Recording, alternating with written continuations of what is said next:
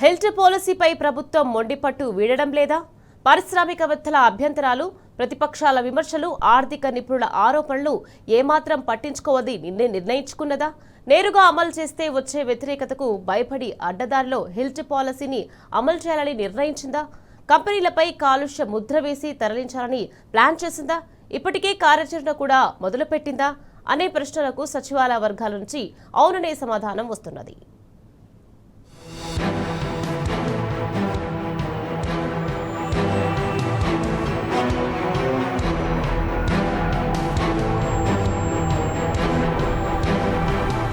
Hyderabad industrial land transformation policy విషయంలో రేవంత్ సర్కార్ మొండిగా ముందుకు పోతుందని సచివాలయ వర్గాల్లో జోరుగా చర్చ జరుగుతోంది. ప్రజల అభిప్రాయాలతో సంబంధం లేకుండా కేవలం ఆదాయమే లక్ష్యంగా అడ్డదారిలో ప్రభుత్వం ముందుకు వెళ్తుందనే విమర్శలు వినిపిస్తున్నాయి. పరిశ్రమల యాజమాన్యాలను భయపెట్టి నగరం బయటకు తరలించే ప్రయత్నాలు వేగంగా జరుగుతున్నాయని పారిశ్రామిక వర్గాలు ఆందోళన వ్యక్తం చేస్తున్నాయి. తొలి దశలో 1500 పరిశ్రమలను తరలించి భూబదలాయింపు ద్వారా 10,776 కోట్ల ఆర్జనకు పథకం వేసినట్లు చర్చ జరుగుతోంది. అత్యంత గోప్యంగా సాగుతున్న ఈ తంతుపై మాట్లాడేందుకు టీజీఐఐసీ, పీసీబీ అధికారులు నిరాకరిస్తున్నారు.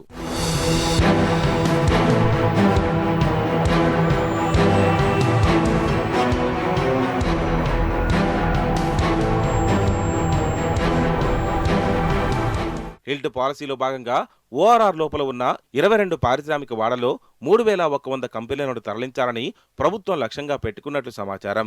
వీటిని నేరుగా తరలిస్తే విమర్శలు ఎదురయ్యే అవకాశం ఉండడంతో కాలుష్యకారక పరిశ్రమలుగా ముద్రవేసి తరలించాలని ప్రణాళిక రచించినట్టు చెబుతున్నారు. ఇప్పటికే గుర్తింపు ప్రక్రియ పూర్తయినట్లు విశ్వసనీయ వర్గాల సమాచారం. తొలి దశలో 1,500 పరిశ్రమలను నగరం దాటించాలని నిర్ణయించినట్టు తెలిసింది. ముందుగా భారీ స్థాయిలో భూములు ఉన్న బల్క్ డ్రగ్ పరిశ్రమలపై కన్నేసినట్లు సమాచారం. దాదాపు 60% కంపెనీలకు ఇప్పటికే టీజీఐఐసీ జోనల్ కమిషనర్ల ద్వారా నోటీసులు జారీ చేసినట్లు చెబుతున్నారు. నిర్ణీత గడువులోగా పరిశ్రమను ఓఆర్ఆర్ బయటకు దాటించాలని ఆదేశించినట్టు తెలిసింది. లేదంటే పరిశ్రమలో కార్యకలాపాలు నిలుపు చేయాలని, ఆ తర్వాత 2 నెలల్లోపు ఖాళీ చేయాలని నోటీసుల్లో స్పష్టం చేసినట్లు కంపెనీల యాజమాన్యాలు చెబుతున్నాయి. అయితే నోటీసుల్లో హెల్త్ పాలసీ పేరు ప్రస్తావించకుండా ప్రభుత్వం జాగ్రత్త పడుతోందని అంటున్నారు.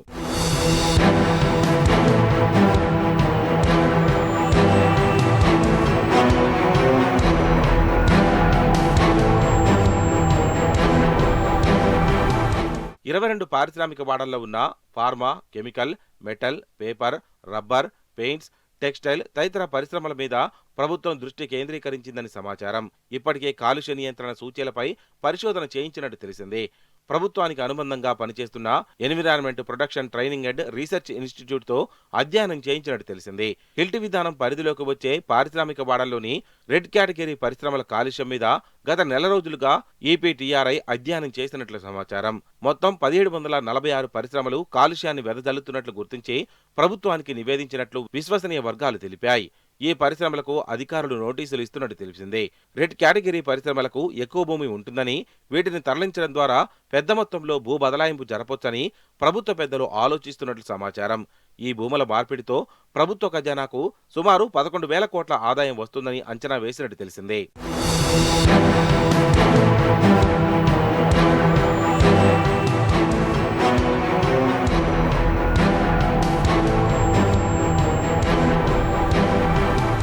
ఔటర్ రింగ్ రోడ్డుకు వెలుపల పరిశ్రమలను నెలకొల్పడానికి వీలుగా నగరం చుట్టూ 64 ప్రాంతాల్లో ప్రత్యామ్నాయ భూములను ప్రభుత్వం గుర్తించినట్టు తెలుస్తోంది. మొదటి దశలో తరలించాలనుకున్న కంపెనీల్లో ఫార్మా కంపెనీలే ఎక్కువగా ఉన్నట్లు సమాచారం. ఓఆర్ఆర్ లోపల ఉన్న దాదాపు 800 ఫార్మా కంపెనీలు తొలి దశలో తరలించే జాబితాలో ఉన్నాయని చెబుతున్నారు. వీటిని రంగారెడ్డి జిల్లా ముచ్చర్లలోని ప్రతిపాదిత ఫార్మాసిటీకి తరలించేందుకు ఏర్పాట్లు చేస్తున్నట్టు తెలిసింది. కాటేదాన్, జీడిమెట్లలోని 35 స్టీల్ కంపెనీలను వికారాబాద్ జిల్లా రాకంచెర్ల ఇండస్ట్రియల్ పార్కుకు, వంట నూనె పరిశ్రమను జహీరాబాద్ సమీపంలోని బుచ్చినేపల్లి ఇండస్ట్రియల్ పార్కుకు తరలించాలని నిర్ణయించినట్లు సమాచారం.